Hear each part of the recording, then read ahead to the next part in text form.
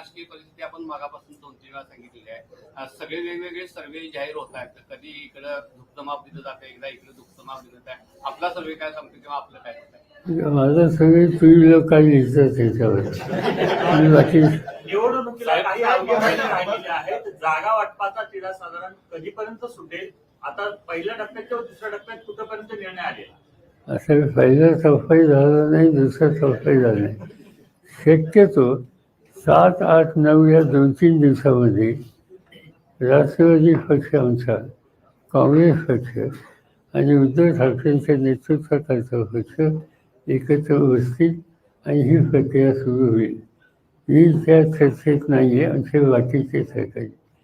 माझी फक्त इच्छा एकच आहे की जसं आम्ही 3 पक्ष एकत्र बसतो तसं महाराष्ट्रात काही ठिकाणी डाव्या विचारसरणीचे काही पक्ष आहेत. उदाहरणार्थ शेतकरी कामगार पक्ष, उदाहरणार्थ CPI, CPM, त्यांची बलेस्थानं काही आहेत, मर्यादित असतील पण आहेत. आणि कालच्या निवडणुकीमध्ये या सगळ्यांनी आम्हा सगळ्यांना सहकार्याने साथ दिली होती.